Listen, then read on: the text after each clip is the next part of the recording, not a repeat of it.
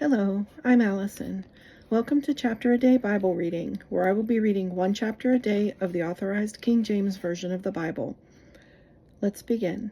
Genesis chapter 38. And it came to pass at that time that Judah went down from his brethren and turned into a certain Adullamite, whose name was Hira. And Judah saw there a daughter of a certain Canaanite, whose name was Shua. And he took her, and went in unto her.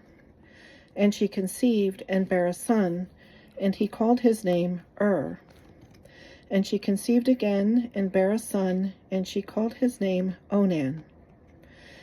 And she yet again conceived, and bare a son, and called his name Shelah. And he was at Kezib when she bare him. And Judah took a wife for his firstborn, whose name was Tamar. And Judah's firstborn, was wicked in the sight of the Lord, and the Lord slew him. And Judah said unto Onan, Go in unto thy brother's wife, and marry her, and raise up seed to thy brother. And Onan knew that the seed should not be his, and it came to pass, when he went in unto his brother's wife, that he spilled it on the ground, lest that he should give seed to his brother. And the thing which he did displeased the Lord, wherefore he slew him also. Then said Judah to Tamar his daughter-in-law, Remain a widow at thy father's house, till Shelah my son be grown. For he said, Lest peradventure he die also, as his brethren did. And Tamar went and dwelt in her father's house. And in process of time the daughter of Shua, Judah's wife, died. And Judah was comforted, and went up unto his sheep shearers to Timnath, he and his friend Hira the Adullamite. And it was told to Tamar, saying, Behold, thy father-in-law goeth up to Timnath to shear his sheep. And she put her widow's garments off from her, and covered her with a veil, and wrapped herself, and sat in an open place, which is by the way to Timnath, for she saw that Shelah was grown, and she was not given unto him to wife. When Judah saw her, he thought her to be an harlot, because she had covered her face. And he turned unto her by the way, and said, Go to, I pray thee, let me come in unto thee. For he knew not that she was his daughter-in-law.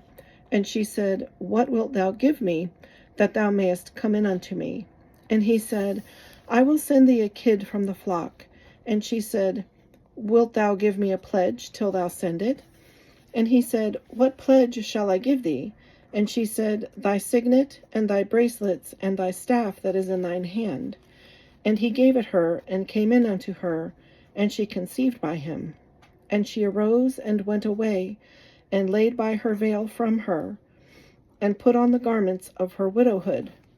And Judah sent the kid by the hand of his friend the Adullamite, to receive his pledge from the woman's hand, but he found her not. Then he asked the men of that place, saying, Where is the harlot that was openly by the wayside? And they said, There was no harlot in this place. And he returned to Judah and said, I cannot find her. And also the men of the place said that there was no harlot in this place. And Judah said, Let her take it to her, lest we be shamed. Behold, I sent this kid, and thou hast not found her. And it came to pass about 3 months after, that it was told Judah, saying, Tamar thy daughter-in-law hath played the harlot, and also, behold, she is with child by whoredom.